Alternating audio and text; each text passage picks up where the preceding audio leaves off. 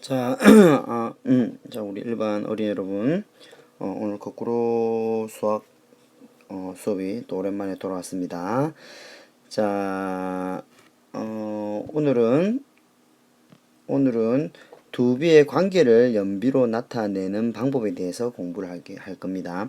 그래서 비가 두 가지 종류가 나올 겁니다. 그 두비의 관계를 보면서 연속된 비죠, 연비. 그래서 세 개 이상의 연비로 한번 만들어 보는 시간을 갖도록 할게요. 뭐 하기 앞서서 여러분들 이제 오늘부터는 뭐 준비하라 했어요? 거꾸로 수업 노트 챙겨놨습니까? 자, 수업 들으면서 여러분들 중요하다고 생각되는 부분에 한번 옆에 한번 적으면서 한번 해보세요. 그러면 훨씬 더 도움이 많이 돼. 뭐 많이 적으라는 얘기는 아닙니다. 보면서 이거 이렇게 선생님하고 같이 한다라는 기분으로 여러분 따라오기 바랍니다. 활동 1번 보세요. 문방구에서 세계 문방구에서 지우개 연필 공책을 팔고 있습니다. 자, 근데 이제 지우개 값하고 연필 값의 비가 2대 3이에요. 그 다음에 연필 값과 공책 값의 비는 4대 5입니다. 그런데 중간에 그러면 뭐는 가운데 있어요. 연필은 가운데 있죠. 그러면서 지우개 연필 공책 이렇게 물어보고 있는 겁니다. 자, 이렇게 두 개의 비가 나왔을 때 지우개 연필 공책 값의 비를 연비로 한번 나타내 보는 거. 과연 어떻게 해야 될까요? 한번 볼까요? 먼저 그러면 지우개 값과 연필 공책을 곧바로 연비로 나타낼 수가 있을까요? 뭐 예를 들면 우리 보세요. 지우개 2대 3, 그 다음에 연필과 공책은 4대 5입니다. 자, 얘를 연비로 나타낸다. 연비로 나타낼 수 있습니까? 왜 연비로 나타낼 수가 없습니까? 없죠? 왜 없어요? 예, 이 연필 값이 중간인데, 여기는 3이고, 여기는 B의 값이 4예요. 두 개가 다르니까, 이 세 개를 연관시키어 어떤 문제가 발생한다라는 거 여러분 알 수 있겠죠? 그럼 얘를 어떻게 같게 만들어야 되는가가, 우리가 한번 봐야 될 문제가 될 것 같아요. 자, 그러면 우선 지우개와 연필의 비가 2대 3에 같을 때 비율과 같은 비를 써보시오. 우리 비의 성질이죠. 같은 수를 곱해도 그 비의 값은 같다. 그래서 여기에 3이 6이 되었다라는 것은 2에서 곱하기 2를 한 거네요. 그러면 4대 6. 그 다음에 9가 됐다라는 것은 2, 3은 6대 9. 그 다음에 12가 된 것은 3, 4, 3, 12, 4, 2, 8, 8대 2. 그 다음에는 10대 15 이런 수는 늘어난다라는 거. 여기 보니까 12개 색깔이 다르네요. 왜 다를까? 또 4대 5의 비율을 같은 비율을 써보면 곱하기 1을 하면 8대 10이 될 것이고 곱하기 3은 3, 4, 12, 3, 5, 15가 될 것이고 4, 4, 16, 4, 5, 20이 될 것이고 5, 4, 25, 25가 되네요. 요렇게 하고 났더니 여러분 어떤 사실을 알 수 있습니까? 요 연필과 요 위에 있는 연필 있죠? 요 연필 두 개, 여기 가운데 있죠? 얘가 같아지는 10이라는 값이 있어요. 10이라는 값 있죠? 요때 우리가 지우개 값은 얼마였습니까? 요때 지우개 값은 8이었죠? 그 다음에 연필과 공책에서의 12일 때 공책은 얼마입니까? 여기 있네. 예, 15가 되네요. 그러면 요 12가 같을 때 얘를 연비로 8대 12대 15. 요렇게 나타낼 수가 있겠다라는 사실을 알 수 있는 겁니다. 자, 활동 2. 그럼 이제 본격적으로 구하는 방법을 한번 공부해 보시죠. 방법. 활동 1에서 두 비의 공통으로 들어갈 수 있는 학용품은 뭐였습니까? 뭐였어요? 연필이었죠. 연필. 자, 연필 값을 숫자를 12로 만들기 위해서 두 비는 각각 얼마를 곱했었습니까? 예, 얼마를 곱했어요? 여기 있는 별이 얼마를 곱했을 때 됐습니까? 4를 곱했을 때죠. 자, 그 다음에 역시 15가 됐을 때는 세모 얼마를 곱했을 때였습니까? 3을 곱했을 때 요렇게 같아졌었죠. 자, 그 다음에 네모안에 알맞은 수를 써놓고 지우개 값과 연필 값, 공책 값의 연비를 구하는 방법을 설명해 보시오 되어 있죠. 자, 그러면 지우개, 연필, 공책을 이렇게 했을 때 아까 지우개, 연필 값이 2대 3이고 그 다음에 연필과 공책이 4대 5다. 이렇게 했을 때 이렇게 놔두고 보니까 3, 4를 곱한 값 있죠. 3, 4를 곱했을 때 여기는 뭐 3, 4를 곱했을 때 12가 되었죠. 그럼 당연히 지우개 여기에도 얼마를 곱해야 될까요? 여기 곱하기 4를 했기 때문에 4를 곱하고 여기도 4를 곱하는 거죠. 자, 그래서 8대 참 여기는 선생님이 잘못 말했습니다. 여기는 4를 곱하면 안 되죠. 왜 4를 곱하면 안 되냐면 가운데 2에서는 여기 4를 곱했죠. 2에는 4를 곱했지만 3, 4는 같아졌고 5에는 4를 곱하는 것이 아니라 3을 곱해야지 우리가 엇갈려 들어가게 되는 거죠. 그렇게 했을 때 2, 4, 8, 3, 4, 12, 3, 5, 15 그래야지 우리가 B가 같이 들어가게 된 거에 될 겁니다. 자, 그래서 주기의 값은 이제 8대 12대 15라는 사실을 알 수 있는 겁니다. 자, 그럼 익히기를 한번 풀어볼까요? 가나가 2대 3이고 나다가 5대 6일 때 가나의 연비를 구하시오. 자, 이렇게 하면 될까요? 2대 3이고 그 다음에 나다는 얼마예요? 5대 6이다. 그러면 어떻게 계산하면 되겠습니까? 2에는 얼마를 곱해줘야 되겠습니까? 5를 곱해줘야 될 것이고 요거는 3, 5는 그대로겠죠? 6에는 5대 6이니까 5가 아닌 3을 곱해서 3 곱하기 6을 하면 되겠습니다. 자, 그러면 10대 15대 18 요런 식이 나오게 될 겁니다. 자, 그 다음에 두 번째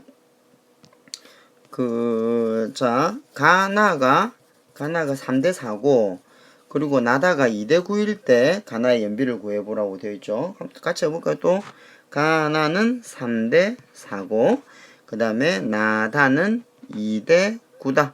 자, 그러면 어떻게? 3에는 곱하기 2를 해줘야 될 것이고 그 다음에 4 곱하기 2 그 다음에 9는 4 곱하기 9를 해줘야 되겠죠. 그래서 2, 3은 6 2, 4, 8 4, 9 36 이런 형태의 값으로 구할 수가 있다라는 겁니다. 자, 여러분 같이 잘 풀고 있나요? 자, 이제 활동 3번. 활동 3은 어떻게 되는가 한번 또 볼까요? 자, 빵을 만들어야 들어가는 소금과 우유 B가 3대 9고 그 다음에 소금과 그 다음에 호두의 비가 2대 9라고 할 때 소금, 우유, 호두의 비를 연비로 나타내시오 라고 되어 있습니다. 이거 뭐가 좀 달랐죠? 자, 조금 전 거는 만약에 2대 3대 5 이런 4대 5 여기 가운데가 같았다면 얘는 어때? 한번 그림을 그리면 3대 8은 그 다음에 소금과 호두의 비니까 소금이 2대 뭔가 여기에 9 이렇게 요렇게 크게 요렇게 이제 좀 가운데 게 아니라 앞뒤로 이렇게 나뉘었다라는 것을 여러분들 알 수 있습니다. 자, 그러다 어쨌든 기준으로 해야 되는 연비는 뭐가 있습니까? 같이 들어가는 게 뭐가 같이 들어갑니까? 그렇죠. 우리는 소금을 같이 해야 될 겁니다. 자, 그러면 소금과 우유의 비를 한번 해볼까요? 그러면 곱하기 2 하니까 2, 8, 16이 될 것이고 3, 3은 9, 3, 8, 3, 8, 24. 그 다음에 4, 3, 12, 4, 8, 32. 그 다음에 3, 5, 15, 5, 8, 40 이렇게 되겠죠. 그 다음에 소금과 호두의 비는 2, 9, 2 곱하기 2 하면 2, 9, 18. 자, 그 다음에 3, 2, 3은 6, 3, 9, 27. 그 다음에 4, 2, 8, 4, 9, 36. 요렇게 될 겁니다. 했더니 또 우리 소금 기준을 했을 때 고맙게도 공통적으로 떨어지는 게 바로 요놈들이 되겠죠. 그럼 얘를 가지고 연비를 나타내 보면 소금이 얼마일 때? 소금이 6일 때 우유는 얼마예요? 16이고 이때 호두는 얼마입니까? 27이죠. 여기 27 있죠. 27. 그래서 6대 16대 27 이렇게 된다는 사실을 알 수가 있겠죠. 자, 이제 방금 했던 그 녀석을 우리 요렇게 우리 또 한번 펼쳐서 한번 해볼게요. 소금, 우유, 호두를 했을 때 공통적으로 되는 부분이 어때? 3 곱하기 2, 3 곱하기 2 요렇게 했을 때 6이 되었죠. 자, 그러면 2, 3은 6 되고 8에서는 3대 8이니까 뭘 곱해줘야 돼? 2를 곱해줘야 될 것이고 호두는 2대 9였으니까 뭐를 곱해줘야 되겠습니까? 그렇죠. 3을 곱해주면 되겠죠. 6대 36, 28, 16대 39, 27 비율이 이렇게 되겠습니다. 자, 그러면 익히기 한번 해볼까요? 자, 같이 해봅시다. 가대나는 2대 5고 그 다음에 가대다는 3대 8이 됩니다.